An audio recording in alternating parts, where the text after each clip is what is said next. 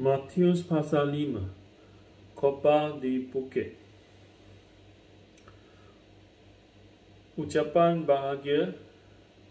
Ketika Yesus melihat orang banyak itu, naiklah ia ke atas bukit, dan setelah dia duduk, datanglah murid-muridnya kepadanya. Maka Yesus pun mulai berbicara dan mengajar mereka. Katanya, berbahagialah orang yang miskin di hadapan Allah, kerana mereka lah yang empunya kerajaan surga. Berbahagialah orang yang berdukacita, kerana mereka akan dihibur. Berbahagialah orang yang lemah lembut, kerana mereka akan memiliki bumi. Berbahagialah orang yang lapar dan haus akan kebenaran, kerana mereka akan dipuaskan. Berbahagialah orang yang murah hatinya, kerana mereka akan beroleh kemurahan. Berbahagialah orang yang suci hatinya, kerana mereka akan melihat Allah. Berbahagialah orang yang membawa damai, kerana mereka akan disebut anak-anak Allah. Berbahagialah orang yang dianiaya oleh sebab kebenaran, kerana mereka lah yang empunya kerajaan surga. Berbahagialah kamu jika kerana aku, kamu dicela dan dianiaya, dan kepadamu difitnahkan segala yang jahat. Bersukacita dan bergembiralah, kerana upahmu besar di surga, sebab demikian juga telah dianiaya nabi-nabi yang sebelum kamu. Garam dunia dan terang dunia. Kamu adalah garam dunia. Jika garam itu menjadi tawar, dengan apakah ia diasinkan? Tidak ada lagi gunanya selain dibuang dan diinjak orang. Kamu adalah terang dunia. Kota yang terletak di atas gunung tidak mungkin tersembunyi.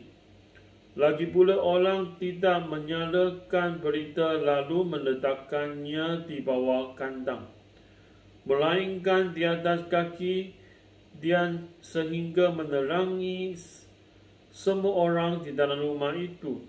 Demikianlah hendaknya terangmu bercahaya di depan orang, supaya mereka melihat perbuatanmu yang baik dan memuliakan Bapamu yang di surga. Yesus dan hukum Taurat.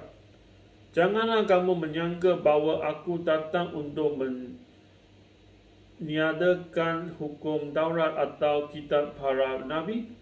Aku datang bukan untuk meniadakannya, melainkan untuk mengenapinya. Kerana aku berkata kepadamu, sesungguhnya selama belum lenyap langit dan bumi ini, satu iota atau satu titik pun tidak akan ditiadakan dari hukum Taurat sebelum semuanya terjadi. Kerana itu, siapa yang meniadakan salah satu perintah hukum Taurat, sekalipun yang paling kecil, dan mengajarkannya demikian kepada orang lain, ia akan menduduki tempat yang paling rendah di dalam kerajaan surga. Tetapi siapa yang melakukan dan mengajarkan segala perintah-perintah hukum Taurat, ia akan menduduki tempat yang tinggi di dalam kerajaan surga. Maka aku berkata kepadamu, jika hidup keagamaanmu tidak lebih benar daripada hidup keagamaan ahli-ahli Taurat dan orang-orang Farisi, sesungguhnya kamu tidak akan masuk ke dalam kerajaan surga. Kamu telah mendengar yang difirmankan kepada nenek moyang kita, jangan membunuh. Siapa yang membunuh harus dihukum. Tetapi aku berkata kepadamu, setiap orang yang marah terhadap saudaranya harus dihukum. Siapa yang berkata kepada saudaranya kafir, harus dihadapkan ke mahkamah agama, dan siapa yang berkata jahil harus diserahkan ke dalam neraka yang menyala-nyala. Sebab itu, jika engkau mempersembahkan persembahanmu di atas mezbah dan engkau teringat akan sesuatu yang ada dalam hati saudaramu terhadap engkau, tinggalkanlah persembahanmu di depan mezbah itu dan pergilah berdamai dahulu dengan saudaramu, lalu kembali untuk mempersembahkan persembahanmu itu. Segeralah berdamai dengan lawanmu selama engkau bersama-sama dengan dia di tengah jalan, supaya lawanmu itu jangan menyerahkan engkau kepada hakim, dan hakim itu menyerahkan engkau kepada pembantuannya dan engkau dilemparkan ke dalam penjara. Aku berkata kepadamu, sesungguhnya engkau tidak akan keluar dari sana sebelum engkau membayar hutangmu sampai lunas. Kamu telah mendengar firman, jangan berzina. Tetapi aku berkata kepadamu, setiap orang yang memandang perempuan serta menginginkannya sudah berzina dengan dia di dalam hatinya. Maka jika matamu yang kanan menyesatkan engkau, jungkirlah dan buanglah itu, kerana lebih baik bagimu jika satu tali anggota tubuhmu binasa daripada tubuhmu dengan utuh dicampakkan ke dalam neraka. Dan jika tanganmu yang kanan menyesatkan engkau, penggallah dan buanglah itu, kerana lebih baik bagimu jika satu dari anggota tubuhmu binasa daripada tubuhmu dengan utuh masuk neraka. Telah difirmankan juga, siapa yang menceraikan isterinya harus memberi surat cerai kepadanya. Tetapi aku berkata kepadamu, setiap orang yang menceraikan isterinya kecuali kerana zina, ia menjadikan isterinya berzina. Dan siapa yang kahwin dengan perempuan yang diceraikan, ia berbuat zina. Kamu telah mendengar pula yang difirmankan kepada nenek moyang kita, jika bersumpah palsu, melainkan peganglah sumpahmu di depan Tuhan. Tetapi aku berkata kepadamu, janganlah sekali-kali bersumpah baik demi langit, kerana langit adalah daftar Allah, maupun demi bumi, kerana bumi adalah tumpuan kakinya, ataupun demi Yerusalem, kerana Yerusalem adalah kota raja besar.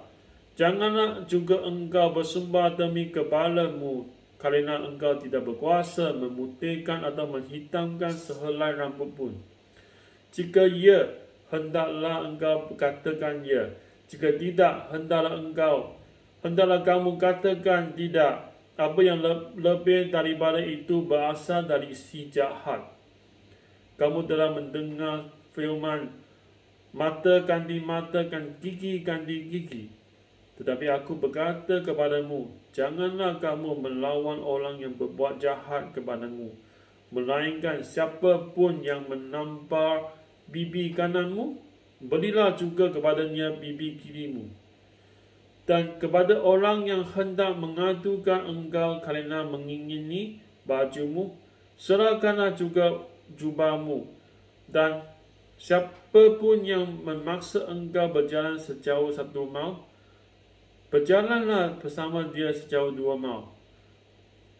Berilah kepada orang yang meminta kepadamu, dan janganlah menolak orang yang mahu meminjam daripadamu. Kamu telah mendengar firman, kasihilah sesamamu manusia dan bencilah musuhmu. Tapi aku berkata kepadamu, kasihilah musuhmu dan berdoalah bagi mereka yang menganiaya kamu. Kerana dengan demikianlah kamu menjadi anak-anak Bapamu yang di surga, yang menerbitkan matahari bagi orang yang jahat dan orang yang baik, dan menurunkan hujan bagi orang yang benar dan orang yang tidak benar. Apabila kamu mengasihi orang yang mengasihi kamu, apakah upahmu? Bukankah pemungut cukai juga berbuat demikian? Dan apabila kamu hanya beri salam kepada saudara-saudaramu saja, apakah lebihnya daripada perbuatan orang lain? Bukankah orang yang tidak mengenal Allah pun berbuat demikian? Karena itu, haruslah kamu sempurna, sama seperti Bapa-Mu yang di surga adalah sempurna. Inilah firman Allah. Amin.